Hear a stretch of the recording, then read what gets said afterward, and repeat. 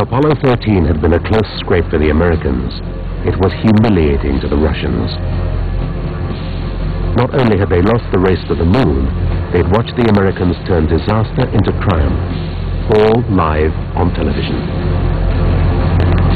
The Russians' compulsive secrecy had gained them nothing. Razzmatazz, American style, looked better, so that's what they tried.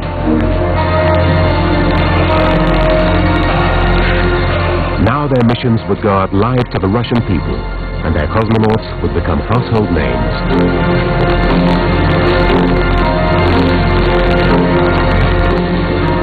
But the Soviets were plagued again by disaster, and their first attempt at space ballet ended in tragedy.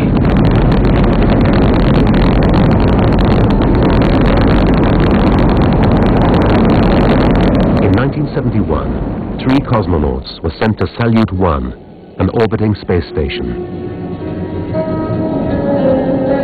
They spent more than 3 weeks up in space.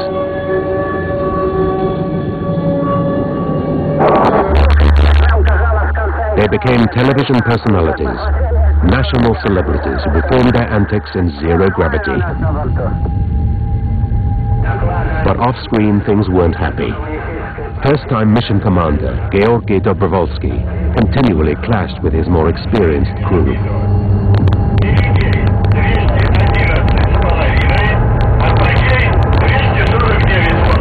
They set an endurance record, 24 days. But staying in space has never been as hazardous as going back to Earth. When the time came to return, the crew were worried, and they had every reason to be.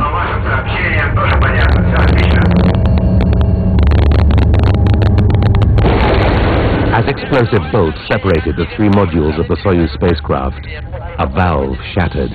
There was a leak. Precious air began to be sucked from the capsule into the vacuum of space.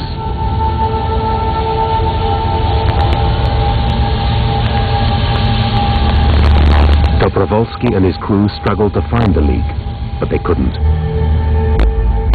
It's like a kid's balloon.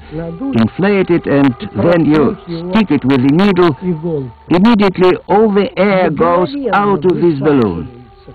But it is so small that if you knew where it is, you could simply cover it with the palm of your hand. From the ground, everything looked normal. The capsule had made its re-entry and was lazily parachuting to Earth. Lazily and silently. No report was coming from the spaceship. Of course we were worried, but the rescue team report wasn't encouraging. They reported on the radio that they say that we see the lander. It all works well on the main parachute. It goes down and the rescue helicopters going to the landing site.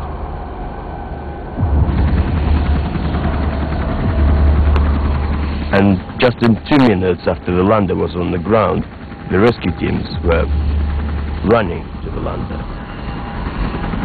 In another 2 minutes, they opened the cover and they saw the cosmonauts sitting in the seats, but with bluish spots on their faces and blood spilled from noses and ears.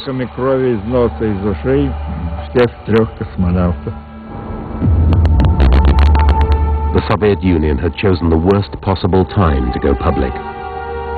The Russian people had taken the 3 cosmonauts to their hearts.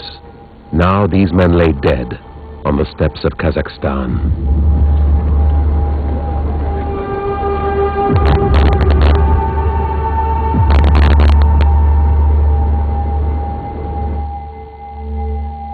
The cost in human lives of conquering space was rising. So far, 135 men had died, most of them Russian.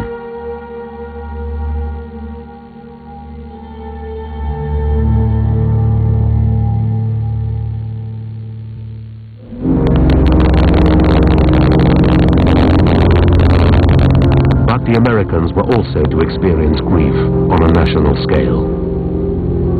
Cape Canaveral, 1986.